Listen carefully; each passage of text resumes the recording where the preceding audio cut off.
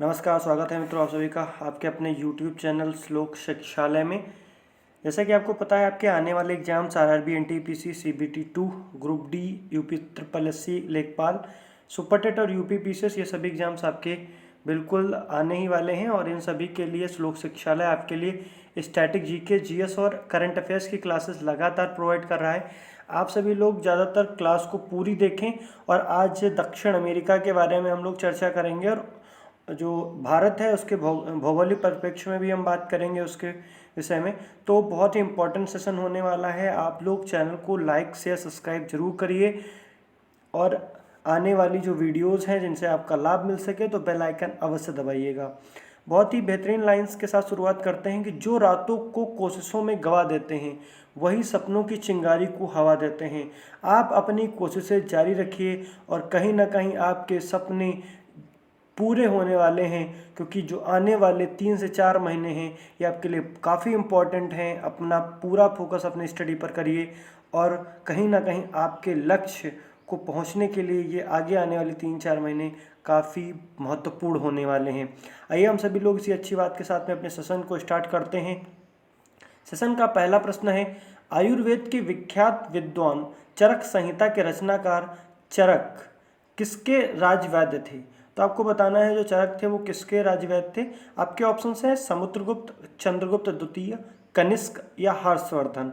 तो जैसा कि आपको पता है कि इसका राइट आंसर हो जाता है ऑप्शन नंबर 3 कनिष्क। कनिष्क जो है, कनिष्क के दरबार में चरक रहते थे और इन्होंने चरक संहिता का निर्माण किया था और ये आयुर्वेद के विख्यात विद्वान हुए थे। अगर हम बात कर लेते हैं समुद्रगुप्त के बारे में, तो समुद्रगुप्त को भारत का नेपोलियन कहा जाता है। क्या कहा जाता है? भारत का नेपोलियन कहा जाता है। अगर हम बात करें तो समुद्रगुप्त का जो दरबारी कवि थे वो कौन थे? हरिशेण थे और इन्होंने ही जो इलाहाबाद प्रशस्ति की रचना की थी। अगर हम बात करें तो समुद्रगुप्त को कविराज की उपाधि भी मिली है। किसकी? कविराज की उपाधि मिली हुई है। और समुद्रगुप्त बहुत ही बड़े विष्णु के उपासक थे। किसके उपासक थे? विष्णु के उपासक हुए। अगर हम बात करते हैं चंद्रगुप्त द्वितीय के बारे में, तो चंद्रगुप्त द्वितीय के शासनकाल में बौद्ध यात्री फाहियान आए थे और इन्होंने किसकी उपाधि ली थी? विक्रमादित्य की उपाधि ली थी। विक्रमादित्य की उपाधि ली थी चंद्रगुप्त द्वितीय के द्वारा। ठीक है। अगर हम बात करते हैं हर्षवर्धन के बारे में, तो हर्षवर्धन के समय में चीनी यात्री ह्वेनसांग आए थे और ह्वेनसांग को क्या कहा गया है? तो ह्वेनसांग को यात्रियों का राजकुमार, नीति का पंडित या वर्तमान शाक्यमुनि कहा गया है। ठीक है, तो ये तीनों को चीज़ें आप नोट कर लीजिए कि ह्वेनसांग को क्या कहा जाता है? तो यात्रियों का राजकुमार, नीति का पंडित और वर्तमान शाक्यमुनि कहा जाता है। अगर हम बात कर लेते हैं कुछ कुषाण वंश के बारे में, तो कुषाण वंश के संस्थापक कौन थे? इसके संस्थापक थे कुजुल कड़फिसेस। कौन थे? कुजुल कड़फिसेस इसके संस्थापक थे। राजधानी पुरुषपुर थी पेशावर में और दूसरी राजधानी इसकी क्या हुई? मथुरा हुई। अगर हम बात करें कि जो चतुर्थ बौद्ध संगीत थी वो किसके काल में हुई थी? तो कनिष्क के ही शासन काल में हुई थी और इसके अध्यक्ष थे वसुमित्र, उपाध्यक्ष इसके अश्वघोष हुए थे। और ये कहाँ पर हुई थी? कुंडलवन कश्मीर में हुई थी। कहाँ पर? कुंडलवन कश्मीर में होती चतुर्थ बौद्ध संगीत। अगर हम बात करते हैं कि बुद्ध चरित्र के रचनाकार कौन हुए? अश्वघोष हुए। ये भी जो है कुषाण वंश से संबंधित थे और जो बुद्ध चरित्र है इसे क्या कहा जाता है? बौद्धों की रामायण की संज्ञा इसको दी जाती है। अगर हम बात करते हैं कि शक संवत, तो शक संवत आपका 38 ईस्वी में कनिष्क के द्वारा शुरू किया गया था और वर्तमान में भारत सरकार के द्वारा इसी शक संवत का प्रयोग किया जाता है। अगर बात करें तो भारत का आइंस्टीन किसे कहा जाता है? तो नागार्जुन को। माध्यमिक सूत्र के रचनाकार कौन हुए? नागार्जुन हुए। और सबसे अधिक शुद्ध सोने के सिक्के किसने चलाए? तो कुषाण वंश के शासकों ने सबसे शुद्ध सोने के सिक्के चलवाए थे। और कुषाण वंश के अंतिम शासक कौन हुए? वासुदेव हुए थे। अगर कुषाण वंश की बात करें तो ये सर्वाधिक विकास इसमें किसका माना जाता है? तो वास्तुकला का सबसे ज़्यादा इसमें विकास माना जाता है। और क्योंकि इसी में ही माना जाता है कि बुद्ध की खड़ी प्रतिमा का विकास, बुद्ध की खड़ी प्रतिमा का विकास किसमें हुआ था? कुषाण वंश में हुआ था। अगर हम अगले प्रश्न की ओर बढ़ते हैं तो अगला प्रश्न है, कृषि के विकास के लिए एक नया विभाग अमीर एक कोही की स्थापना का श्रेय किसे जाता है? आपके ऑप्शंस हैं मोहम्मद बिन तुगलक, फिरोज शाह तुगलक, बलबन या अलाउद्दीन खिलजी। तो आपका सही आंसर हो जाता है मोहम्मद बिन तुगलक। मोहम्मद बिन तुगलक ने अमीर एक कोही की स्थापना की थी। अगर हम बात कर लेते हैं कि मोहम्मद बिन तुगलक ने अपने 4 बहुत ही इम्पोर्टेंट काम किए, वो कौन कौन से काम थे इनके। अगर हम बात करें तो दोआब में कर वृद्धि इन्होंने की थी। कहाँ की थी? दोआब में कर वृद्धि की थी। दोआब में कर वृद्धि पूछा जाता है कब की थी इन्होंने, तो ये किया था इन्होंने 1326 और 1327 के मध्य में। दूसरा इन्होंने जो इम्पोर्टेंट काम किया था वो था राजधानी परिवर्तन। राजधानी परिवर्तन की अगर हम बात करें तो ये इन्होंने दिल्ली से देवगिरी ये राजधानी लेकर के गए थे, और जिसका नाम इन्होंने बाद में क्या रखा था? दौलताबाद रखा था। दौलताबाद रखा था। तीसरा अगर हम बात करें तो मोहम्मद बिन तुगलक की, तो इन्होंने सांकेतिक मुद्रा का प्रचलन करवाया था। अगर हम बात करते हैं तो ये कब करवाया था? तो 1329 और 30 में सांकेतिक मुद्रा का प्रचलन करवाया था। अगर हम बात करते हैं कि इनके 2 बहुत ही इम्पोर्टेंट अभियान हुए, एक खुरासान का अभियान और एक कराचिल का अभियान। ये भी किससे संबंधित है? मोहम्मद बिन तुगलक से संबंधित है।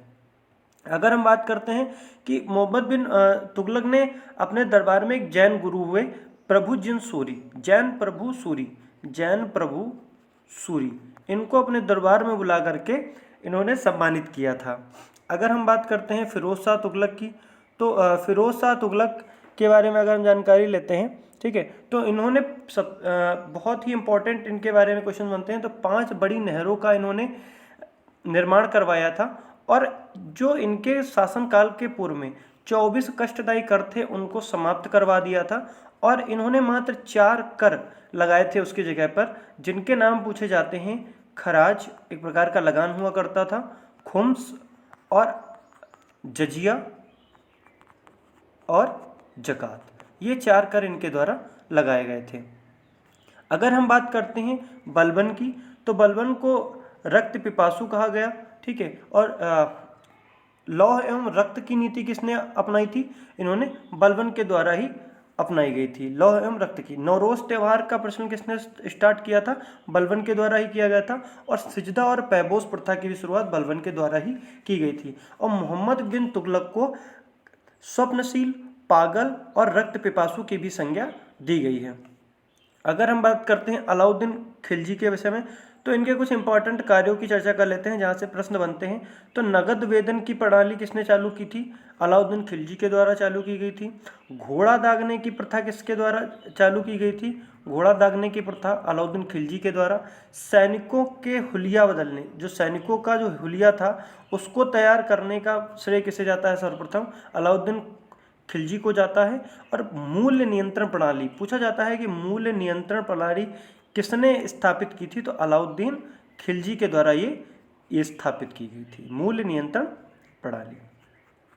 अगर हम आगे बढ़ते हैं और तुगलक वंश के बारे में जानकारी प्राप्त करते हैं, तो तुगलक वंश आपका 1320 से लेकर के 1398 तक चला था। इसके संस्थापक कौन थे? गाजी मलिक के नाम से गयासुद्दीन तुगलक ने इसकी स्थापना की थी। 56 कोट के दुर्ग का निर्माण किसके द्वारा करवाया गया था? गयासुद्दीन तुगलक के द्वारा करवाया गया था। अमीर एक कोही की स्थापना मोहम्मद बिन तुगलक के द्वारा करवाई गई थी। और मोहम्मद बिन तुगलक के कार्यकाल में अफ्रीकी यात्री इब्न तूता आए थे, और इन्होंने किसकी रचना की थी? रेहला की रचना की थी। अगर हम आगे बढ़ते हैं तो जो फिरोज शाह तुगलक थे, इन्होंने 2 विभागों की स्थापना की थी, एक दीवाने खैरात और दीवाने बंदगान। दीवाने खैरात का मतलब होता था पेंशन विभाग। पेंशन विभाग की स्थापना मतलब दीवाने खैरात नाम से फिरोज शाह तुगलक ने की थी। और दीवाने बंदगान मतलब दास विभाग की स्थापना भी फिरोज शाह तुगलक के द्वारा की गई थी। अगर हम फिरोज शाह तुगलक की बात करें तो इनकी जो एक आत्मकथा थी, कौन थी? फतुआत फिरोज शाही। तैमूर ने नसीरुद्दीन मोहम्मद के शासनकाल में आक्रमण किया था। और अगर हम बात करें तो एडमंड थॉमस ने मोहम्मद बिन तुगलक को प्रिंस ऑफ मनी अर्स की संज्ञा भी दी थी। आगे हम पढ़ते हैं अपने प्रश्न की ओर। तो भारत में प्रथम बार वेतनभोगी रखने का श्रेय किसे दिया जाता है? ऑप्शंस हैं आपके, अंग्रेजों को, डचों को, पुर्तगालियों को या फ्रांसीसियों को। तो आपका सही आंसर हो जाता है डचों को। भारत में प्रथम बार वेतनभोगी रखने का श्रेय किसे दिया जाता है? डचों को दिया जाता है। अगर हम बात करते हैं कि भारत में यूरोपीय जो कंपनी थी इनका आगमन और इनकी स्थापना के बारे में, तो पुर्तगाली कंपनी सबसे पहले आई 1498 में आई थी सबसे पहले, ठीक है।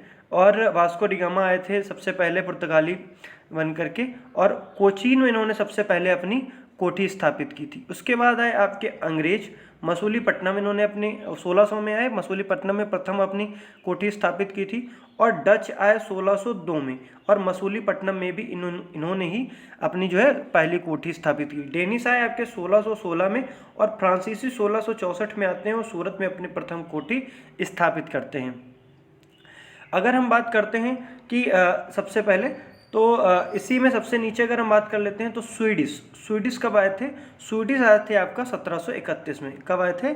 1731 में आए थे आपके स्वीडिश। कब आए थे? 1731 में, ठीक है। तो सबसे पहले पुर्तगाली 1498 में, अंग्रेज 1600 में, डच 1602 में आए थे, और डेनिश आए थे 1616 में, फ्रांसीसी 1664 में, और स्वीडिश कब आए थे? 1731 में आए थे। आइए यूरोपीय कंपनियों के आगमन के बारे में और अधिक जानकारी प्राप्त करते हैं। तो 17 मई 1498 को सबसे पहले वास्को डी गामा भारत आते हैं अब्दुल मजीद की सहायता से, और प्रथम पुर्तगाली गवर्नर बनकर के कौन आया? अल्मेड़ा आए। और कब आए? जो है 1505 में आए थे। और वास्तविक गवर्नर अलबुकर्क बनते हैं, ठीक है। और अलबुकर्क ने यूसुफ आदिल शाह से गोवा छीना था 1510 में। पूछा जाता है कि जो यूसुफ आदिल शाह थे, जो गोवा के शासक थे, उनसे अलबुकर्क ने किस सन में गोवा को छीना था? तो ये 1510 में छीना था। बेदरा का युद्ध किसके किसके मध्य होता है? अंग्रेजों और डचों के मध्य होता है, 1759 में होता है। कोलकाता की स्थापना जॉब चार्नॉग के द्वारा की जाती है, और मुंबई की स्थापना गेराल्ड ओंगियर के द्वारा की जाती है। अगर हम अगले प्रश्न आगे बढ़ते हैं तो चुकिका माता तांबा खान निम्न में से किस महाद्वीप पर स्थित है? तो इसी प्रश्न के साथ में हम आज दक्षिण अमेरिका को पढ़ेंगे, और लगभग 30 से 35 पॉइंट हम एक प्रश्न के साथ में क्लियर करेंगे। तो अगर हम देखते हैं कि चुकिका माता तांबा खान मंदिर किस महाद्वीप पर स्थित है, तो आपका सही ऑप्शन हो जाता है दक्षिण अमेरिका। दक्षिण अमेरिका में आपका चुकिका माता तांबा खान मंदिर स्थित है। अगर हम बात करते हैं दक्षिण अमेरिका के बारे में, तो दक्षिण अमेरिका अधिकांश विस्तार है वो कहाँ पर है? ये आपका दक्षिणी गोलार्ध में है। कहाँ पर है? दक्षिणी गोलार्ध में इसका अधिकांश विस्तार पाया जाता है, ठीक है। और ये विश्व का चौथा नंबर का सबसे बड़ा महाद्वीप है। और इसका क्षेत्रफल कितना है? इसका क्षेत्रफल आपका 1,77,98,500। ये आप ऐसे करके जो है बिल्कुल मोबाइल नंबर की तरह पे इसको याद कर सकते हैं। अगर हम बात करते हैं, यह संसार का सबसे आर्द्र महाद्वीप के नाम से भी जाना जाता है। इसको क्या कहा जाता है? आर्द्र महाद्वीप भी कहा जाता है, ठीक है। और अगर हम बात करें तो इसकी अवस्थिति क्या है? तो अवस्थिति इसकी है प्रशांत महासागर और अटलांटिक महासागर के मध्य में ये स्थित है। अगर हम बात करें तो ये उत्तरी अमेरिका से किससे जुड़ा हुआ है? तो पनामा जल संधि से उत्तरी अमेरिका के द्वारा ये जुड़ा हुआ है। अगर हम बात करते हैं कि इसमें जो इसके सब महाद्वीप के दक्षिणी भाग में जो है एक द्वीप है जिसका नाम क्या है? टेरा डेल फ्यूगो द्वीप। कौन सा?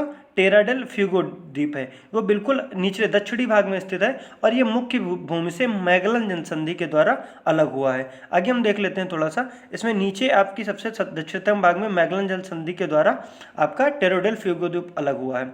और इसका दक्षिणतम बिंदु क्या कहलाता है? तो दक्षिणतम बिंदु इसका कहलाता है हॉर्न अंतरीप कहलाता है। क्या कहलाता है? हॉर्न अंतरीप कहलाता है। अगर हम बात करते हैं कि इसमें एक बहुत इंपॉर्टेंट क्वेश्चन बनता है कि जो इसका सबसे बड़ा देश है ब्राज़ील की सीमा किन दो देशों से नहीं लगती है? तो आप देख रहे हैं, एक यहाँ पर बाकी सभी से मिलती है, चाहे वो वेनेजुएला हो, चाहे आपका कोलंबिया हो, आपका पेरू, बोलीविया, ठीक है, और पराग्वे, और यहाँ पर उरुग्वे भी है, और अर्जेंटीना, सभी जो है ब्राज़ील से सीमा बनाते हैं। जबकि इक्वाडोर और चिली, ये दो देश जो है ब्राज़ील से सीमा नहीं बनाते हैं। भूमध्य रेखा पर स्थित अमेरिका के कौन कौन से देश हैं? तो इन पर नज़र डालते हैं। तो ये हैं आपके 3 देश हैं, इक्वाडोर, कोलंबिया और ब्राज़ील। इक्वाडोर, कोलंबिया और ब्राज़ील यहाँ पर होकर के ऐसे गुजरती है, इक्वाडोर, कोलंबिया और ब्राज़ील, ऐसे होकर के आपकी भूमध्य रेखा गुजरती है।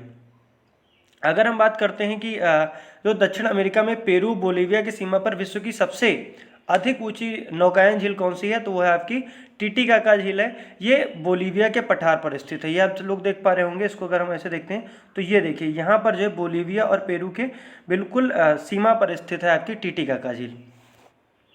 अगर हम बात करते हैं वेनेजुएला में जो एक कैरो नदी है, कौन सी, कैरो नदी, तो कैरो नदी पर आपकी एंजिल नामक जो जलप्रपात है ये विश्व का सबसे ऊंचा आपका जलप्रपात है। इसकी ऊंचाई कितनी है, 979, ठीक है, 979 मीटर है और यह गुयाना पठार में है, ठीक है। ये वेनेजुएला है, वेनेजुएला में ही आपका एंजिल जलप्रपात स्थित है। अगर हम बात करते हैं कि एंडीज पर्वत जो है आपकी यहाँ पर स्थित है, ये देख पा रहे हैं, ये इसके पश्चिमी इलाके में एंडीज पर्वतमाला स्थित है और इसकी सबसे ऊंची चोटी कौन सी है, एकांका गुहा है। इसकी ऊंचाई कितनी है, 6960 मीटर है और एंडीज विश्व की सबसे लंबी पर्वतमाला है और इसकी लगभग पूरी ऊंचाई जो है लंबाई कितनी है, 7200 किलोमीटर है। अगर हम बात करते हैं तो एंडीज के उत्तर पश्चिम में आटाकामा मरुस्थल है, कौन सा, यहाँ पर स्थित है आटाकामा मरुस्थल। अगर हम बात करते हैं कि जो उत्तरी चिली है, नॉर्दर्न चिली, ये चिली देख रहे हैं और ये चिली का उत्तरी हिस्सा है। उत्तरी चिली में अरिका विश्व का सबसे शुष्कतम स्थान है, कौन सा, सबसे ड्राइएस्ट प्लेस है आपका अरिका। अगर हम बात करते हैं चिली का चुकिकामाता तांबा खान दक्षिण अमेरिका के इंडीज परिवर्त पर 3000 मीटर की ऊंचाई पर स्थित है। इसे जो है विश्व की तांबा राजधानी भी कहा जाता है। क्या कहा जाता है, तांबा राजधानी भी कहा जाता है। तो चिली का जो है आपका चुकिकामाता मंदिर यहाँ पर स्थित है और ये 3000 मीटर ऊंचाई पर स्थित है, तो इसलिए ये बहुत ज़्यादा इम्पोर्टेंट बन जाता है। अगर हम बात करते हैं दक्षिण अमेरिका में जो ब्राज़ील है ये विश्व में सबसे ज़्यादा मैग्नीज का उत्पादन करता है। और अगर हम बात करते हैं जो इटाबिरा है ये ब्राज़ील का प्रमुख लौह अयस्क केंद्र हुआ। अगर हम बात करते हैं ब्राज़ील जो है में जो रबड़ का पेड़ का मूल स्थान माना जाता है और रबड़ के बागानों को ब्राज़ील में क्या कहते हैं, फेजेंडा कहते हैं। ये बहुत ही इंपॉर्टेंट क्वेश्चन जाकर के आपका बन जाता है। अगर हम बात करें तो दक्षिण अमेरिका में दक्षिण अमेरिका का जो अर्जेंटीना वाला हिस्सा है, अर्जेंटीना में इसको क्या कहते हैं, इसमें जो घास के मैदान पाए जाते हैं उसको क्या कहते हैं, पंपास कहते हैं। और पंपास को जो कि आपका कहाँ पाया जाता है, अर्जेंटीना में पाया जाता है और ये अर्जेंटीना का हृदय कहा जाता है। इसे क्या कहा जाता है, अर्जेंटीना का हृदय कहा जाता है। अगर हम बात करते हैं अगले कुछ पॉइंट्स के बारे में तो आटाकामा मरुस्थल जो है यहाँ पर सबसे ज़्यादा किसके भंडार पाए जाते हैं, तो नाइट्रेट के भंडार पाए जाते हैं। किसके भंडार पाए जाते हैं, नाइट्रेट के भंडार सबसे ज़्यादा पाए जाते हैं। ब्राज़ील में कहवा का पात्र किसे कहा जाता है, तो वो आपको ब्राज़ील को कहा जाता है। अगर हम बात कर लेते हैं कि विश्व में जो कहवा की मंडी है उसे क्या कहते हैं, साओ पाउलो कहते हैं। और जो आप बात करते हैं अर्जेंटीना का प्रमुख कपास का उत्पादक क्षेत्र है वो कौन सा है, चेको का मैदान है। कौन सा मैदान है, चेको का मैदान है। यहीं पर एक क्वेश्चन बनता है कि दक्षिण अमेरिका का सर्वाधिक मछली पकड़ने वाला देश कौन सा है, तो वो बन जाता है आपका पेरू। पेरू में ही सब सर्वाधिक मछली यहाँ पर पकड़ी जाती हैं। अगर कुछ और टॉपिक जो है प्रश्नों के बारे में हम बात कर लेते हैं तो सबसे ज़्यादा विश्व का मांस निर्यातक देश पूछा जाता है वो कौन सा है, तो मांस निर्यातक देश कौन सा है आपका, अर्जेंटीना है। कौन सा, अर्जेंटीना आपका सबसे ज़्यादा मांस निर्यातक देश है। अगर हम बात करते हैं दक्षिण अमेरिका का सबसे उष्ण मरुस्थल कौन है, तो पेंटागोनिया का मरुस्थल। कौन सा, पेंटागोनिया का मरुस्थल आपका सबसे ज़्यादा उष्ण मरुस्थल माना जाता है। और सांटोस बंदरगाह पूछा जाता है, सांटोस बंदरगाह का संबंध किससे है, तो इसको जो है काफ़ी बंदरगाह के नाम से भी जाना जाता है। और अगर हम बात करते हैं सबसे बड़ा स्थलरुद्ध देश कौन सा है, लैंडलॉक्ड कंट्री कौन सी है, तो बोलीविया। दक्षिण अमेरिका की सबसे बड़ी कौन सी है, बोलीविया है। अगर हम बात करते हैं कि इक्वाडोर जो है आपका, इसमें इसी के पास में क्या है, एक द्वीप पड़ता है गैलोपैगोस द्वीप। तो गैलोपैगोस द्वीप ओलिवर रिडले टर्टल का आपका एक नेचुरल प्रजनन स्थल है। क्या है, नेचुरल प्रजनन स्थल है।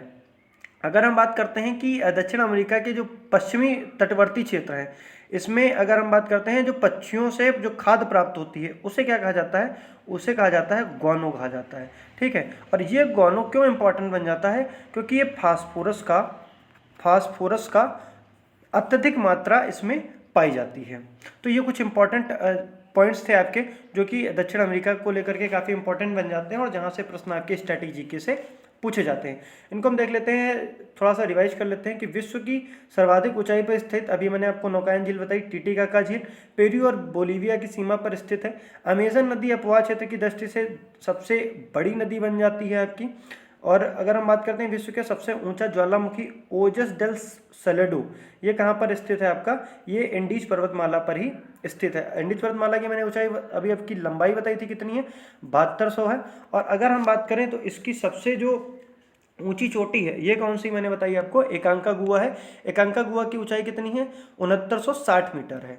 अगर हम बात करें तो मोन्टाना के विषय में, तो ये एंडीज पर्वतमाला के जो पूर्वी ढलान थे उसके वनों को क्या कहा जाता है, मोन्टाना कहा जाता है। अर्जेंटीना में पाए जाने वाले घास के मैदान को क्या कहा जाता है, पंपास कहा जाता है, और जो कि अर्जेंटीना के हृदय भी कहा जाता है। फेजेंडा किसे कहा जाता है, तो ब्राजील के रबड़ के जो बागान होते हैं उन्हें क्या कहा जाता है, फेजेंडा कहा जाता है। फेजेंडा आपके जो ब्राजील के कहवा के बागानों को कहा जाता है। चुकिकामाता जो तांबा का खान मंदिर है, विश्व की तांबा राजधानी चिली में स्थित है। और अपमापा खान की बात करें तो ये मैग्नीज की सबसे बड़ी खान है। और एंडीज विश्व के सबसे लंबी पर्वतमाला के नाम से जानी जाती है। सेल्वास की अगर बात करें तो दक्षिण अमेरिका के जो वर्षा वन है उसे क्या कहा जाता है, सेल्वास के नाम से जाना जाता है। और अगर हम बात करें तो विश्व की सर्वाधिक ऊंचाई पर स्थित राजधानी या नगर की अगर बात करें तो बोलीविया की राजधानी लापाज जो है तो विश्व की सबसे ऊंचाई पर स्थित राजधानी और नगर दोनों है। अगले प्रश्न की ओर बात करते हैं। तो अगला प्रश्न है आपका, पटकाई की पहाड़ियां विभाजन का कार्य करती हैं, भारत और म्यांमार के, भारत और बांग्लादेश के, म्यांमार या बांग्लादेश के, या भारत या नेपाल के। तो आपका सही आंसर क्या हो जाता है इसमें, भारत और म्यांमार। भारत और म्यांमार को पटकाई की पहाड़ियां विभाजित करती हैं, मतलब कि अलग करती हैं। कुछ इंपॉर्टेंट पॉइंट्स हम देखेंगे आज भारत के भूगोल के विषय में। भारत के भूगोल की अगर हम सबसे पहले विस्तार के बारे में चर्चा कर लेते हैं तो भारत जो है उत्तरी गोलार्ध में अगर हम बात करें तो 8 डिग्री 4 मिनट से लेकर के 37 डिग्री 6 मिनट तक उत्तरी अक्षांश में। तो यहाँ से अगर हम स्टार्ट करें तो 8 डिग्री 4 मिनट से 37 डिग्री 6 मिनट तक आपका 8 डिग्री 4 मिनट से, और अगर हम बात करें यहाँ पर 37 डिग्री 6 मिनट तक उत्तरी अक्षांश में ये स्थित है आपका।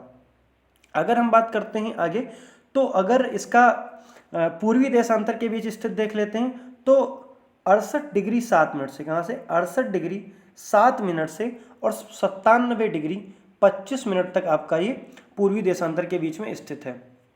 अगर हम बात करें कि संपूर्ण भारत का अक्षांशीय विस्तार कितना है तो 6 डिग्री 4 मिनट से 37 डिग्री 6 मिनट तक, मतलब कि ये आपका दक्षिणतम बिंदु है। लेकिन अगर हम अंडमान निकोबार के क्षेत्र से जो संपूर्ण भारत का देखते हैं तो वो आपका पूछा जाता है तो 6 डिग्री 4 मिनट से 37 डिग्री 6 मिनट तक आपका उत्तरी अक्षांश के मध्य माना जाता है। अगर भारत की क्षेत्रफल की बात करें तो भारत का क्षेत्रफल कितना है, 32,87,263 वर्ग किलोमीटर भारत का क्षेत्रफल है।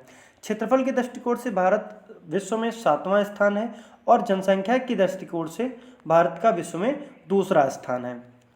अगर हम बात कर लेते हैं कि भारत का जो संपूर्ण क्षेत्रफल में विश्व के क्षेत्रफल का कितना प्रतिशत है तो 2.42% है, और जनसंख्या की अगर हम बात करें तो 17.5% है। अगर ये आपका 2011 की जनगणना के अनुसार आंकड़े हैं आपकी। अगर हम बात कर लेते हैं कि भारत का जो उत्तर से दक्षिण में विस्तार कितना है, उत्तर से लेकर के दक्षिण में विस्तार कितना है तो ये आपका 3214 किलोमीटर। अगर हम बात कर लेते हैं पूर्व से पश्चिम की ओर विस्तार कितना है तो ये आपका बन जाता है 2933 किलोमीटर है। अगर हम भारत की स्थल सीमा जो टोटल आपकी ये बन जाती है, स्थल सीमा की अगर हम बात करें तो स्थल सीमा की लंबाई 15,200 किलोमीटर है। कितनी है स्थल सीमा, ये आपकी इधर बनती है जाकर के और ये यहाँ तक आती है, तो ये आपकी कितनी बन जाती है 15,200 किलोमीटर बन जाती है।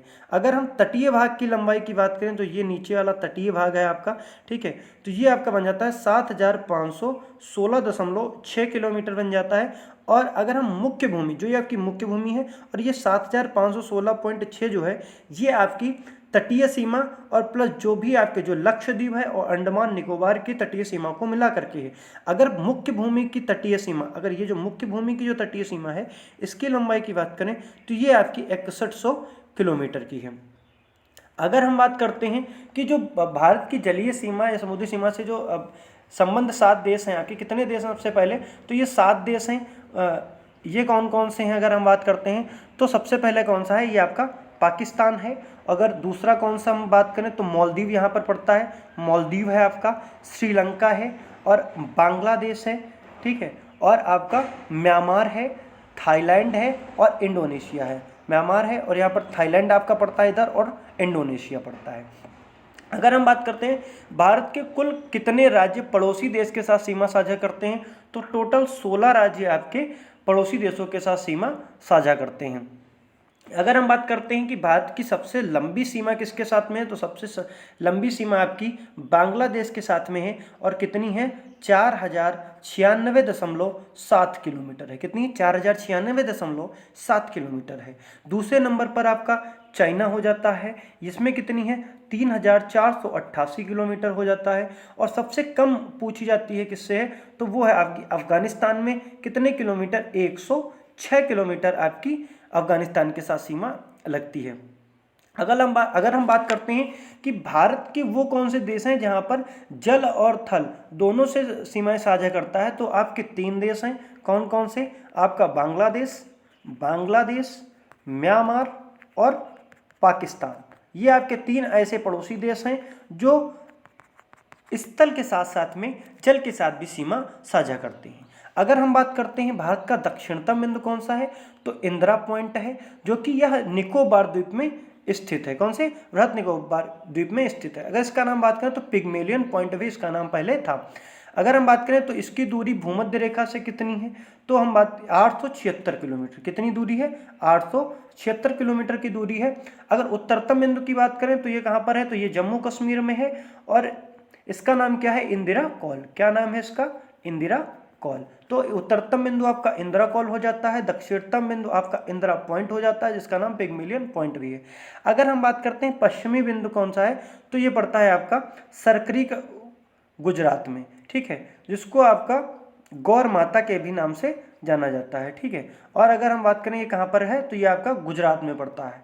और आपका जो पूर्वी बिंदु है वो आपका कहाँ पर है, अरुणाचल प्रदेश में है, और इसका नाम क्या है, किबुथु। क्या नाम है, किबुथु है, और अरुणाचल प्रदेश में है। अगर हम बात करते हैं कि भारत और चीन की सीमा को क्या कहते हैं, तो मैकमोहन रेखा कहते हैं। और यह कब निर्धारित की गई थी, तो 1914 में निर्धारित की गई थी, और जो है शिमला में निर्धारित की गई थी। तो भारत और चीन के बीच की रेखा को क्या कहते हैं, मैकमोहन रेखा कहते हैं। भारत और अफगानिस्तान के बीच की रेखा को क्या कहते हैं, तो ये आपकी रेड क्लिफ रेखा को कहते हैं, और ये कहाँ पर है, लद्दाख वाले क्षेत्र में है। अगर हम बात करते हैं ये कब खींची गई थी, तो 1896 में सर डूरंड के द्वारा निर्धारित की गई थी। यह रेखा अफगानिस्तान और पाकिस्तान के बीच में नियरली अब है। अगर हम बात करते हैं रेड क्लिफ रेखा के बारे में, तो ये भारत और पाकिस्तान के बीच में खींची गई थी रेड क्लिफ रेखा, और 15 अगस्त 1947 को सर सीजे रेड क्लिफ के द्वारा यह निर्धारित की गई थी। अगर हम बात करते हैं भारत और नेपाल के बीच में सीमा कौन बनाता है, तो काली नदी। बहुत ज़्यादा क्वेश्चन पूछा जाता है कि भारत और नेपाल के बीच में सीमा कौन सी नदी बनाती है, तो ये आपकी काली नदी सीमा बनाती है। और जो पटकाई की पहाड़ियाँ हैं, जिस प्रश्न की हम बात करते हैं, तो पटकाई की पहाड़ियाँ आपको किससे अलग करती है, भारत को म्यांमार से अलग करती है। और भारत के साथ मिलने वाले जो भारत और म्यांमार की बीच सीमा बनाने वाले राज्य कौन कौन से हैं भारत और म्यांमार के बीच में, तो आपका अरुणाचल प्रदेश है, ठीक है, और आपका नागालैंड है, मणिपुर है, मिजोरम है। ये आपके 4 राज्य म्यांमार के साथ में सीमा बनाते हैं, और 1643 किलोमीटर की लंबी सीमा म्यांमार के साथ में बनती है, जो कि 5वीं सबसे बड़ी सीमा है आपकी, ठीक है। अगर हम कुछ और इम्पोर्टेंट जो है प्रश्नों के बारे में बात करते हैं, तो यहीं पर जो कर्क रेखा है, कर्क रेखा जो है आपकी, वो भारत के कितने राज्यों से होकर के गुजरती है, तो सबसे पहले अगर हम बात करें तो सबसे पहले ये गुजरती किससे, राजस्थान से होते हुए ये जाती है आपकी राजस्थान, फिर ये मिलती है आपकी ये ऐसे जाती है, राजस्थान गुजरात होकर के जाती है, ऐसे सीधे निकलती है, ठीक है। तो ये राजस्थान आपका यहाँ पर अगर हम बात करें टच करती है राजस्थान, गुजरात, और फिर अगर हम तीसरे की बात करें तो यहाँ पर मध्य प्रदेश, फिर आपका छत्तीसगढ़, ठीक है, छत्तीसगढ़ के बाद में झारखंड के बाद आपका पश्चिम बंगाल, फिर आपका पड़ता है झारखंड, फिर पश्चिम बंगाल, और फिर आपका यहाँ पर त्रिपुरा और मिजोरम। ये आपके 8 राज्य हैं जहाँ पर आपका कर्क रेखा भारत से गुजरती है। अगर हम बात करते हैं भारत की मानक समय रेखा, ये आपके इलाहाबाद के जो आपका उत्तर प्रदेश का इलाहाबाद है, इसके जो है नैनी नामक स्थान से गुजरती है। तो ये कहाँ से गुजरती है? 82 डिग्री पूर्वी देशांतर रेखा को माना गया है भारत की समय रेखा, ठीक है। और ये किस राज्यों से गुजरती है? तो ये 5 राज्यों से गुजरती है। कहाँ कहाँ से? उत्तर प्रदेश, मध्य प्रदेश आपकी, ठीक है, उत्तर प्रदेश, मध्य प्रदेश, छत्तीसगढ़, ओडिशा और आंध्र प्रदेश। ये आपकी सीधे रेखा यहाँ से गुजरती है। उत्तर प्रदेश, मध्य प्रदेश, छत्तीसगढ़ और आपका जो है छत्तीसगढ़, ठीक है, और उड़ीसा और आंध्र प्रदेश, यहाँ पर आपकी ये 5 राज्यों से होकर के आपकी मानक समय रेखा गुजरती है, ठीक है। अगर एक क्वेश्चन पूछा जाता है जो काफ़ी ज़्यादा हिडन क्वेश्चन होता है लेकिन बहुत इंपॉर्टेंट बनता है कि पृथ्वी की चुंबकीय विषुवत रेखा कहाँ से गुजरती है? तो ये आपका दक्षिण भारत के त्रिवेंद्रम से गुजरती है। कहाँ से? दक्षिण भारत के त्रिवेंद्रम से आपकी जो पृथ्वी की चुंबकीय विषुवत रेखा है वो गुजरती है। अगर हम बात करें भारतीय उपमहाद्वीप के देशों के नाम अगर बात करें, भारतीय उपमहाद्वीप में स्थित देश कौन कौन से हैं? तो आपका है इंडिया है, ठीक है, पाकिस्तान, इंडिया, पाकिस्तान, बांग्लादेश, नेपाल और भूटान। ये आपके 5 देश भारतीय उपमहाद्वीप के अंतर्गत आते हैं। तो आप सभी लोगों को जानकारी कैसी लगी कमेंट बॉक्स में ज़रूर बताएं और आप सभी लोग चैनल को शेयर ज़रूर करें। आप अगर एक लोग भी देखेंगे तो मैं पढ़ाऊंगा और अगर आप लोग हज़ारों में भी देखेंगे तो भी मैं पढ़ाऊंगा। मेरा काम है पढ़ाना और आपका काम है अपने परिवार को बड़ा करना। तो आप सभी लोग अपने परिवार को और बढ़ाइए जिससे कि श्लोक शिक्षालय की टीम को और ज़्यादा जो है हौसला मिले और वो अपने कार्य को और अपनी चीज़ों को जो है आपके लिए एग्ज़ाम ओरिएंटेड तरीके से और बेहतर तरीके से, क्योंकि यहाँ पर जो भी प्रश्न आप पढ़ेंगे सारे प्रश्न आपको कहीं ना कहीं से एग्ज़ाम में देखने को ज़रूर मिलेंगे और आप सफलता की ओर आगे बढ़ेंगे। तो जिससे श्लोक शिक्षालय टीम को और अधिक हौसला मिले और वो और ज़्यादा कॉन्फिडेंस के साथ में आपके साथ जुड़ें और आपको अच्छे मैटर के साथ में प्रोवाइड किया जाए। तो आप लोग चैनल को ज़रूर लाइक शेयर सब्सक्राइब करें और पूरी वीडियो को देखें और नोट्स बनाना बिल्कुल ना भूलें, क्योंकि जितनी बार आप चीज़ों को लिखते हैं उतनी ज़्यादा बार आप चीज़ों को आपके दिमाग में बैठती हैं और वही चीज़ें आपके जो एग्ज़ाम हॉल में आपको बिल्कुल बिना कन्फ्यूज़न के चीज़ें क्लियर की जाती हैं। क्योंकि आप सबसे बड़ा हमारा जो एक युद्ध होता है वो होता है एग्ज़ाम हॉल के अंदर, कि वहाँ पर आप चीज़ें देखें और वो होता है कि ना कि आप 4 एग्जाम्पल में से 2 तो आप जो है हटा देते हैं लेकिन 2 के बीच में आपकी कन्फ्यूजन हो जाती है। उसी कन्फ्यूजन को दूर करने के लिए हमें नोट्स बनाना बहुत इंपॉर्टेंट है, चीज़ों को बार बार रिवाइज करना बहुत इंपॉर्टेंट है। तो आप चीज़ों को बार बार रिवाइज करते रहिए, चीज़ों को पढ़ते रहिए और बिल्कुल नोट्स बनाते रहिए और जिससे कि आप सभी लोग निश्चित तौर पर सफलता प्राप्त करें। क्योंकि श्लोक शिक्षालय का एक ही ध्येय है कि आप अधिक से अधिक क्वेश्चंस को जीके के और करंट अफेयर्स के अटेम्प्ट कर पाएँ, क्योंकि यही एक ऐसा पोर्शन होता है जो आपको सिलेक्शन के मार्ग पर 100% पहुँचाने के लिए सक्षम होता है। आइए हम रिवीजन कर लेते हैं थोड़ा सा। तो अगर हम बात कर लेते हैं कि इसका विस्तार के बारे में हमने चर्चा की थी, तो विस्तार आपको पता होना चाहिए। तो उत्तरी अक्षांश का विस्तार है वो 8 डिग्री 4 मिनट से 37 डिग्री 6 मिनट तक है। अगर हम बात करें तो देशांतरी विस्तार कितना है 68 डिग्री 7 मिनट से 97 डिग्री 25 मिनट तक है। अगर हम बात करें जो संपूर्ण अक्षांशीय विस्तार है वो कितना है 6 डिग्री 4 मिनट से और 37 डिग्री 6 मिनट तक है। आगे हम बढ़ते हैं तो क्षेत्रफल कितना है 32,87,263 वर्ग किलोमीटर है। जनसंख्या की दृष्टि से भारत दूसरा सबसे बड़ा देश है। क्षेत्रफल की दृष्टि से अगर हम बात करें तो 7वां सबसे बड़ा देश है और जनसंख्या की दृष्टि से दूसरा सबसे बड़ा देश है। भारत का क्षेत्रफल संपूर्ण विश्व के क्षेत्रफल का 2.42% है। भारत की जनसंख्या संपूर्ण विश्व की जनसंख्या का 17.5% है। उत्तर से दक्षिण की ओर विस्तार कितना है 3214 है और अगर हम बात करें पश्चिम से पूर्व की ओर कितना है तो ये आपका 2933 किलोमीटर है। स्थलीय सीमा कितनी है आपकी, ये आपकी 15,200 किलोमीटर है और तटीय भाग की सीमा आपकी 7,516.6 किलोमीटर है। अगर हम मुख्य भाग की तटीय सीमा की बात करें तो 6100 किलोमीटर है। भारत की सबसे दक्षिणतम छोर कौन सा है, इंदिरा पॉइंट है जिसे पिग्मेलियन पॉइंट के नाम से भी जाना जाता है। उत्तरतम पॉइंट आपका इंदिरा कॉल है जो कि जम्मू कश्मीर में है और दक्षिणतम बिंदु आपका अंडमान एंड निकोबार में है। भारत का सबसे पूर्वी छोर आपका किबुथु है और भारत का सबसे पश्चिमी छोर आपका गौरमोता है। कहाँ पर है, ये आपका गुजरात में है जिसको आपका सरक्रीक के नाम से भी जाना जाता है और पूरी छोर किबुथु आपका अरुणाचल प्रदेश में है। कुछ और इम्पोर्टेंट पॉइंट्स की ओर और अगले प्रश्न की ओर बढ़ते हैं। योजना आयोग द्वारा इंडिया विजन 2020 का दस्तावेज किसकी अध्यक्षता में प्रस्तुत किया गया था? तो आपके ऑप्शंस हैं श्यामा प्रसाद मुखर्जी, संत राय मेहता, विश्वेश्वरैया या नेहरू। तो आपका सही ऑप्शन हो जाता है श्यामा प्रसाद मुखर्जी। श्यामा प्रसाद मुखर्जी के द्वारा इंडिया विजन 2020 की जो है शुरुआत की गई थी। अगर हम बात करते हैं तो कुछ प्रमुख बिंदुओं के बारे में चर्चा कर लेते हैं। आर्थिक नियोजन का विचार सर्वप्रथम किसने दिया था? विश्वेश्वरैया के द्वारा दिया गया था। प्लान्ड इकोनॉमी एम विश्वेश्वरैया के द्वारा ही दिया गया था। और गांधीवादी योजना मन्ना राय के द्वारा दिया गया था। और बॉम्बे प्लान आरदेशियर दलाल के द्वारा दिया गया था। जन योजना एम रॉय के द्वारा और सर्वोदय योजना आपकी जयप्रकाश नारायण के द्वारा दी गई थी। अगर हम अगले कुछ पॉइंट्स की ओर बात कर लेते हैं तो जो राष्ट्रीय योजना समिति है, राष्ट्रीय योजना समिति की अगर हम बात कर लेते हैं, इसकी स्थापना कब हुई थी? इसकी स्थापना आपका 1938 में हुई। योजना आयोग का गठन कब किया गया था? 1500 क्षमा चाहेंगे, योजना आयोग का गठन आपका कब किया गया था? 15 मार्च 1950 को किया गया था। और योजना आयोग के प्रथम अध्यक्ष कौन हुए? पंडित जवाहरलाल नेहरू हुए। और योजना आयोग के प्रथम उपाध्यक्ष कौन हुए? गुलजारी लाल नंदा हुए। योजना आयोग के अंतिम अध्यक्ष नरेंद्र मोदी जी थे और अंतिम उपाध्यक्ष कौन हुए? मोंटेक सिंह अहलूवालिया जी हुए।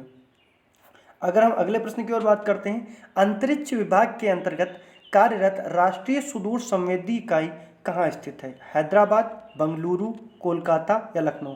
तो आपका सही आंसर हो जाता है हैदराबाद। जो आपका राष्ट्रीय सुदूर संवेदी इकाई है ये आपका हैदराबाद में स्थित है। अगर हम बात कर लेते हैं कुछ प्रमुख संस्थानों के विषय में, तो सबसे पहले बात करते हैं इसरो की। तो इसका मुख्यालय कहाँ पर है? बेंगलुरु में स्थित है। स्थापना कब होती है? 15 अगस्त 1969 में होती है। इसके 1969 में होती है। और इसके 10वें अध्यक्ष कौन बने हैं? एस सोमनाथ बने हैं। एस सोमनाथ बने हैं। इसके 9वें अध्यक्ष कौन थे? के सिवान थे। कौन थे? के सिवान थे। विक्रम साराभाई अंतरिक्ष केंद्र का मुख्यालय कहाँ है? तिरुवनंतपुरम में है। अंतरिक्ष अनुप्रयोग केंद्र का मुख्यालय कहाँ है? अहमदाबाद में स्थित है। इसरो जड़त्व प्रणाली इकाई का मुख्यालय कहाँ पर है? तिरुवनंतपुरम में स्थित है। भौतिक अनुसंधान प्रयोगशाला आपकी अहमदाबाद गुजरात में है। बार्क का मुख्यालय कहाँ पर है? ट्राम्बे में है। और डीआरडीओ का जो मुख्यालय है वह कहाँ पर है? नई दिल्ली में है। इसकी स्थापना कब होती है? इसका स्थापना 1958 में होती है। और इसके अध्यक्ष कौन है? जी सतीश रेड्डी इसके वर्तमान के अध्यक्ष हैं। अगर हम बात करते हैं बांध बनाकर इकट्ठा किए गए जल में किस प्रकार की ऊर्जा सन्निहित होती है? तो आपके ऑप्शंस हैं स्थितिज ऊर्जा, गतिज ऊर्जा, यांत्रिक ऊर्जा या विद्युत ऊर्जा। तो आपका सही आंसर हो जाता है स्थितिज ऊर्जा। तो बांध बनाकर जो जल इकट्ठा किया जाता है उसमें कौन सी ऊर्जा होती है? स्थितिज ऊर्जा होती है। अगर हम बात कर लेते हैं कुछ इंपॉर्टेंट जो फैक्ट्स के बारे में, तो कार्य का मात्रक क्या होता है? कार्य का मात्रक आपका जूल होता है। कार्य और ऊर्जा में किस प्रकार की राशि होती है? अदिश राशि होती है। डायनमो बदलता है यांत्रिक ऊर्जा को विद्युत ऊर्जा में बदलता है। और मोटर विद्युत ऊर्जा को यांत्रिक ऊर्जा में परिवर्तित करता है। एक अश्व शक्ति किसके बराबर होती है? 746 वाट की होती है। ठीक है। 1 horse power is equals to the 746 watt. अगर 1 किलो घंटे की अगर हम बात करें तो ये इसकी वैल्यू किसके बराबर होती है? तो 3.6 इंटू 10⁻6 जूल के बराबर होती है। मतलब 3.6 गुणे 10⁻6 जूल के बराबर होती है। कुछ और इंपॉर्टेंट पॉइंट की बात कर लेते हैं। तो शक्ति का मात्रक क्या होता है? शक्ति का मात्रक आपका वाट होता है। कुछ जो है स्थितिज ऊर्जा से संबंधित आपके जो उदाहरण है, जैसे बांध बनाकर इकट्ठा किए गए पानी में कौन सी ऊर्जा होती है? तो आपकी स्थितिज ऊर्जा। घड़ी की चाबी में संचित ऊर्जा। या तनी हुई स्प्रिंग या कमानी में कौन सी ऊर्जा होती है? स्थितिज ऊर्जा होती है। ऊर्जा संरक्षण नियम की अगर हम बात करें तो इसमें कहा गया है कि ऊर्जा को न तो उत्पन्न किया जा सकता है और न ही नष्ट किया जा सकता है। केवल एक प्रकार की ऊर्जा को दूसरी प्रकार की ऊर्जा में परिवर्तित किया जा सकता है। मतलब कि जो ऊर्जा होती है उसको ना तो आप उत्पन्न कर सकते हैं ना ही उसे नष्ट कर सकते हैं। बस जो है एक प्रकार की ऊर्जा को दूसरे प्रकार की ऊर्जा में आप क्या कर सकते हैं? चेंज कर सकते हैं, परिवर्तित कर सकते हैं। अगले प्रश्न की ओर बढ़ते हैं। अगला प्रश्न है क्रिकेट को पहली और आखिरी बार किस ओलंपिक में शामिल किया गया था? आपके ऑप्शंस हैं 2000 का सिडनी ओलंपिक, 1944 का लंदन ओलंपिक, या 1990 का पेरिस ओलंपिक, या 1972 का मॉन्ट्रियल ओलंपिक। तो आपका सही आंसर हो जाता है लास्ट बार क्रिकेट को जो है 1990 के पेरिस ओलंपिक में शामिल किया गया था। अगर हम कुछ ओलंपिक से रिलेटेड इंपॉर्टेंट फैक्ट्स के बारे में जानकारी प्राप्त कर लेते हैं, तो आपका जो प्राचीन ओलंपिक जो था, यो यूनान के ओलंपिया शहर में स्टार्ट किया था किया गया था। कब किया गया था? 776 ईसा पूर्व में प्रारंभ किया गया था। आधुनिक ओलंपिक खेल की बात करें तो ये 6 अप्रैल 1896 को ये प्रारंभ हुआ। फ्रांस के बैरोन पियरे डी कुबर्टिन के प्रयासों से एथेंस जो आपका शहर में स्टार्ट हुआ था। ग्रीस एथेंस में स्टार्ट हुआ था। तो कब स्टार्ट हुआ था? 6 अप्रैल 1896 में फ्रांस के थे बैरोन पियरे डी कुबर्टिन, इनके प्रयासों से एथेंस, ग्रीस के एथेंस शहर में आयोजित किया गया था। प्रथम शीतकालीन ओलंपिक का आयोजन कब किया गया था? 1924 में चमोनिक्स फ्रांस में जो है ये प्रारंभ किया गया था। प्रथम पैरा ओलंपिक की अगर हम बात करें तो ये 1960 में जो है स्टार्ट हुआ था, रोम और के इटली जो ओलंपिक था उसमें। अंतर्राष्ट्रीय ओलंपिक समिति की स्थापना 1894 ईस्वी में हुई थी। सखोन नामक स्थान पर हुई थी और इसका मुख्यालय प्रेजेंट टाइम में कहाँ है?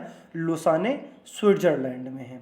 अगर हम बात कर लेते हैं कुछ और इम्पोर्टेंट फैक्ट्स के बारे में, तो भारतीय ओलंपिक परिषद की स्थापना कब हुई थी? तो भारतीय ओलंपिक परिषद की स्थापना आपकी हुई थी 1924 में। इसके प्रथम अध्यक्ष कौन थे? जे टाटा थे।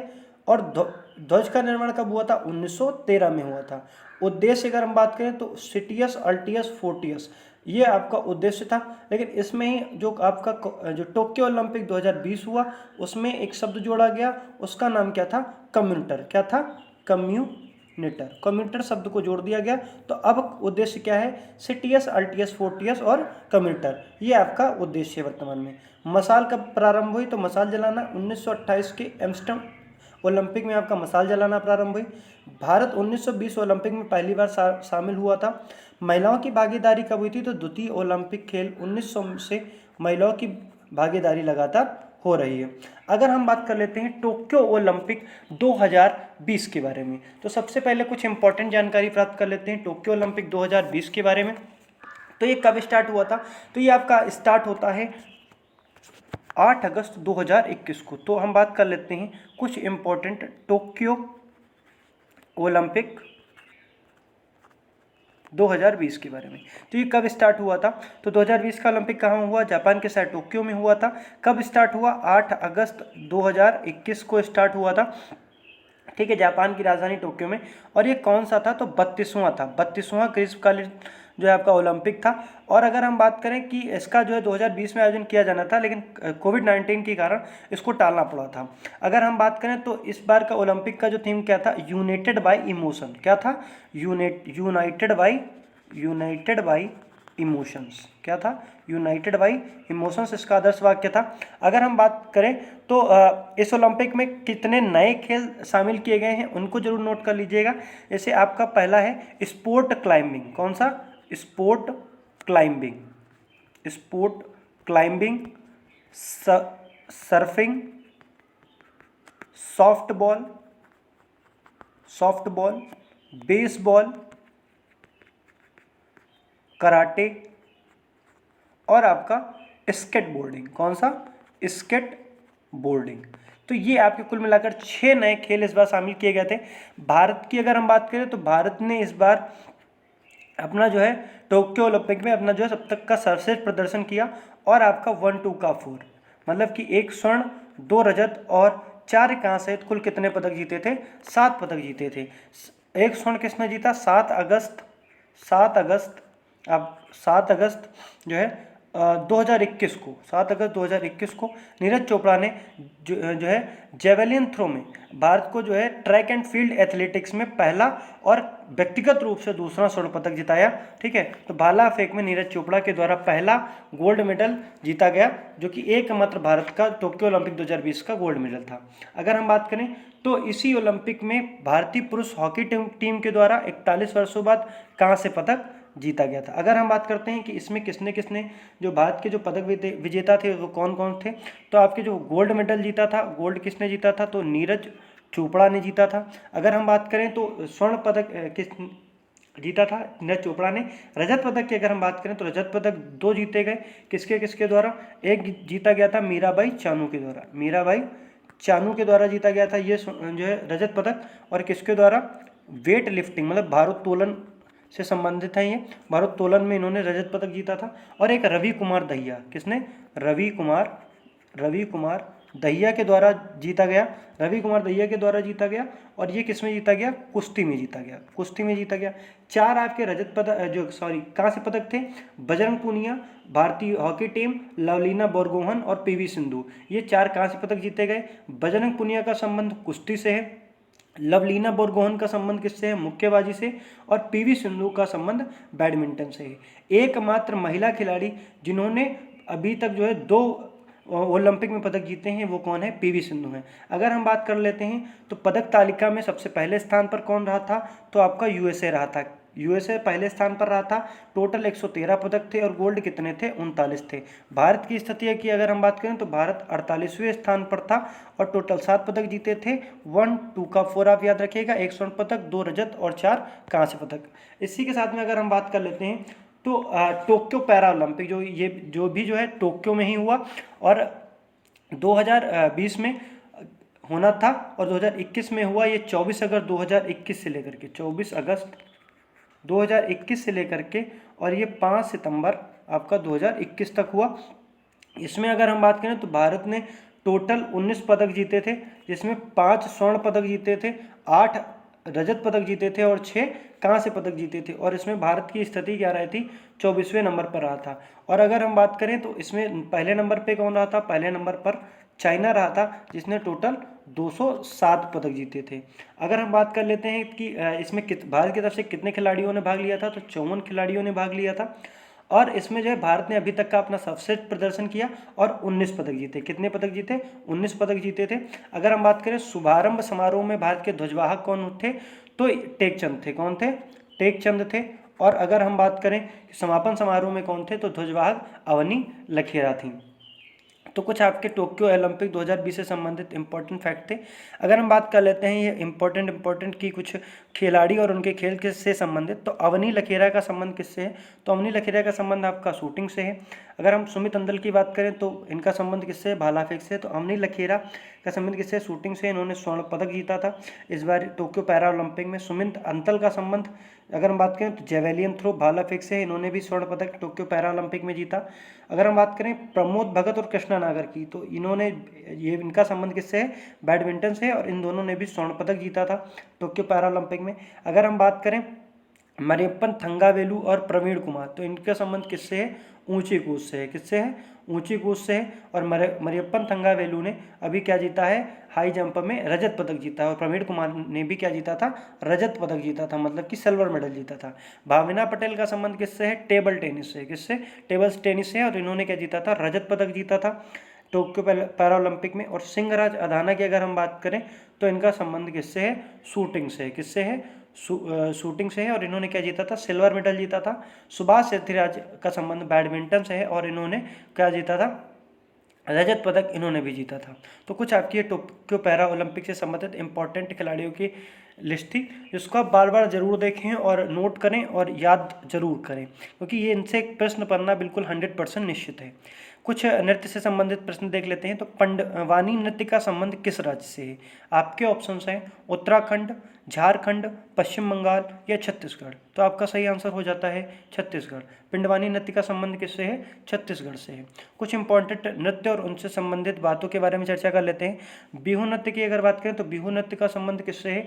असम से है। और यह वर्ष में 3 बार मनाया जाता है। कितनी बार मनाया जाता है? 3 बार। रऊफ का संबंध किससे है? जम्मू कश्मीर से।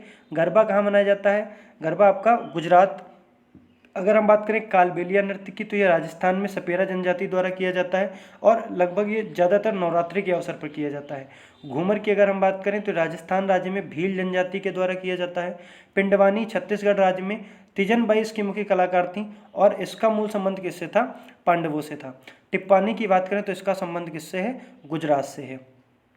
अब हम आज से एक नया जो है सेगमेंट स्टार्ट कर रहे हैं, स्टैटिक का चूरन। इसका मतलब ये है कि जो भी हम पिछले जो है क्लासेस में पढ़ते आएंगे उससे रिलेटेड हम चीज़ें यहाँ पर रिवाइज करेंगे, क्योंकि हम जितनी बार चीज़ों को रिवाइज करेंगे उतनी बार हमारी दिमाग में चीज़ें जाएंगी और उतनी बार चीज़ें तटस्थ होती जाएंगी। आइए रिवीजन कर लेते हैं। भारत में परमाणु ऊर्जा विकास के बारे में चर्चा कर लेते हैं। तो परमाणु ऊर्जा विकास आयोग की स्थापना कब हुई थी? 10 अगस्त 1948 को हुई थी। परमाणु ऊर्जा विभाग की स्थापना अगर हम बात करें तो अगस्त 1954 में हुई थी। तो आयोग की स्थापना 1948 में 10 अगस्त, और विभाग की स्थापना अगस्त 1954 में। पर भाभा परमाणु अनुसंधान केंद्र कहाँ है? ट्राम्बे मुंबई में है। इंदिरा गांधी परमाणु अनुसंधान केंद्र कहाँ है? कलपक्कम तमिलनाडु में है। उच्च प्रौद्योगिकी केंद्र कहाँ पर है? इंदौर में है। पहला परमाणु परीक्षण कब किया गया था? 18 मई 1974 को किया गया था। पोखरण में किया गया था, राजस्थान में, और इसका नाम क्या रखा गया था? स्माइलिंग बुद्धा रखा गया था। दूसरा परमाणु परीक्षण की बात करें तो 11 और 13 मई को किया गया था और 1998 में किया गया था, और इसका नाम क्या रखा गया था? ऑपरेशन शक्ति रखा गया था। कुछ प्रमुख पुस्तकें और लेखक के बारे में जानकारी कर लेते हैं। तो स्पीकर्स डायरी किसकी पुस्तक है? मनोहर जोशी की है। किसकी है? मनोहर जोशी की है। और कैन पाकिस्तान सर्वाइव? तारिक अली की। प्लेइंग इट माई वे किसकी है? सचिन तेंदुलकर की। How I play golf? Tiger Woods की। Ignited minds? APJ Abdul Kalam. Straight from of the heart? Kapil Dev. My country my life? Lalkrishna Advani की है। अगर हम और पुस्तकें देख लेते हैं तो autobiography of an unknown Indian किसकी है? नीरज चंद चौधरी की है। Train to Pakistan? Khushwant Singh. Internal India? Indira Gandhi. A death of city? Amrita Pritam. Freedom from fear किसकी है? आंग सान सू की है। स्टेट फ्रॉम द हार्ट किसकी है? कपिल देव की है। A brief history of time? Stephen Hawkins की है। अगर हम बात कर लेते हैं वाद्य यंत्र और उनके वादकों के विषय में, तो सितार से संबंधित अगर हम बात करें तो पंडित रवि शंकर, निखिल बनर्जी, विलायत खान और वंदे हसन, इनका संबंध किससे है? सितार से है। तबला से अगर बात करें तो जाकिर हुसैन, लतीफ़ खान, अल्लाह रखा खां और गुदाई महाराज, किशन महाराज, इनका संबंध किससे है? तबला से है। स्रोत की अगर हम बात करें तो अमजद अली खान, अली अकबर खान और अलाउद्दीन खां की संबंध किससे है? सरोज से है। अगर हम बात करें बांसुरी तो हरिप्रसाद चौरसिया और पन्नालाल घोष का संबंध किससे है? बांसुरी से है। और संतूर का संबंध किससे है? भजन सोपुरी शिव प्रसाद वर्मा। भजन सोपुरी और शिव प्रसाद शर्मा का संबंध किससे है? संतूर से है। पुरस्कारों से संबंधित कुछ इंपॉर्टेंट जानकारी प्राप्त कर लेते हैं। तो आपका जो अगर हम बात करें तो जवाहरलाल नेहरू पुरस्कार जो है किसके लिए दिया जाता है? तो विश्व शांति और अंतर्राष्ट्रीय सद्भाव में योगदान के लिए आपका कौन सा पुरस्कार दिया जाता है? जवाहरलाल नेहरू पुरस्कार दिया जाता है। पत्रकारिता के क्षेत्र में कौन सा दिया जाता है? पुलित्जर पुरस्कार दिया जाता है। साहित्य के क्षेत्र में मैन बुकर पुरस्कार। संगीत के क्षेत्र में ग्रैमी पुरस्कार। और संस्कृत साहित्य के क्षेत्र में आपका वाचस्पति पुरस्कार दिया जाता है। सामाजिक सद्भाव के क्षेत्र में कबीर पुरस्कार दिया जाता है आपका। अगर हम महत्वपूर्ण संस्थान के विषय में चर्चा कर लेते हैं तो नेशनल फूड फॉसिल पार्क कहाँ पर है? जैसलमेर में है। क्या अंतरिक्ष अनुप्रयोग केंद्र कहाँ पर स्थापित है? आपका अहमदाबाद में। इंदिरा गांधी बोटैनिकल गार्डन रायबरेली में। Indian institute of science Bengaluru में। केंद्रीय चमड़ा अनुसंधान संस्थान चेन्नई में। Indian institute of petroleum Dehradun में। आचार्य जगदीश चंद्र बोस भारतीय वनस्पति उद्यान कहाँ पर है? हावड़ा कोलकाता में स्थापित है। हिमालय पर्वतारोहण संस्थान दार्जिलिंग पश्चिम बंगाल में है। और गुरु पर्वतारोहण संस्थान कहाँ पर है? आपका उत्तराखंड में स्थित है। कुछ देश और उनकी संसद के बारे में चर्चा कर लेते हैं। मोसाद कहाँ की है? इजराइल की। मुखबरात कहाँ की है? मिस्र की। नाइचो जापान की। सावाक ईरान की। केजीबी या जीआरयू कहाँ की है? रसिया की। रॉ आईबी और सीबीआई भारत की। और आईएसआई पाकिस्तान की है। आप सभी लोगों को सेशन कैसा लगा कमेंट बॉक्स में ज़रूर बताएं और चैनल को लाइक शेयर सब्सक्राइब जरूर करें। ठीक है, धन्यवाद। जय हिंद, जय भारत, वंदे मातरम।